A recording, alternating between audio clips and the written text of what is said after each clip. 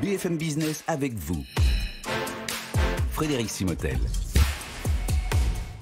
Et une question intéressante ce matin. Au cœur de la crise, j'ai collaboré avec l'un de mes concurrents afin de garantir la disponibilité de produits de première nécessité que je distribue. Est-ce que je risque des sanctions en termes de droit à la concurrence? Oui, il va falloir faire attention parce que c'est vrai que face à la pandémie du Covid-19, les autorités et les gouvernements ont assoupli un peu les aspects du droit à la concurrence. Alors les entreprises peuvent adopter des comportements coopératifs dans certains secteurs, notamment pour favoriser, comme c'est le cas ici, l'approvisionnement, la distribution de produits essentiels, l'innovation, la production, la recherche, afin d'endiguer les effets de la crise. Les autorités de la concurrence ont indiqué qu'elles tiendront compte de la crise à laquelle les entreprises doivent faire face, notamment pour répondre à leurs interrogations et puis pour remédier donc à cette situation économique. Attention, cette collaboration sera néanmoins regardée de près. La prohibition des pratiques anticoncurrentielles demeure applicable et les comportements dommageables à l'économie et aux consommateurs continueront d'être sanctionnés par les autorités de la concurrence. Le mieux pour l'instant, c'est d'aller consulter l'autorité de la concurrence et la Commission européenne et leur poser vos questions.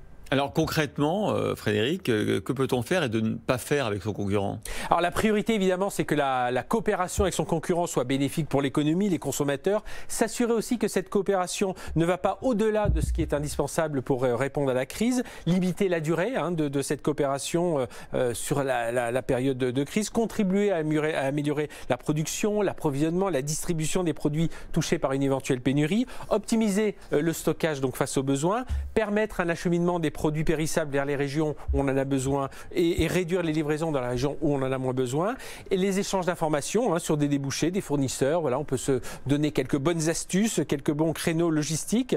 Mise en commun de matériel, ça peut être des camions, mais ça peut être aussi des ressources humaines, des partages d'humains, enfin des partages de compétences, voilà, des partages de technologies, des savoir-faire, des accords R&D. Et attention, comme on le disait à l'instant, les parties ne peuvent pas profiter de cette période pour s'entendre sur les prix, pour se dire tiens, finalement si on regardait un peu mieux nos marges de distributeurs, fournisseurs et qu'on se calait un peu tous les deux, donc ça à prescrire absolument. Pas d'échange d'informations non plus qui nous permettent de contribuer à l'allègement de la résolution de la crise sanitaire. Il faut vraiment se limiter à cette production et cette distribution de produits de première nécessité et ne pas conduire non plus à une élimination de la concurrence. Bah oui, c'est un peu facile, on est avec son principal concurrent, on se dit finalement si on se partageait le marché à deux et avec tout ça, on liquidait un peu la concurrence. Donc là, l'autorité de la concurrence a dit qu'il serait très sévère sur ce point et qu'il regarderait ça de près. Donc oui à la concurrence, mais attention comment elle est menée.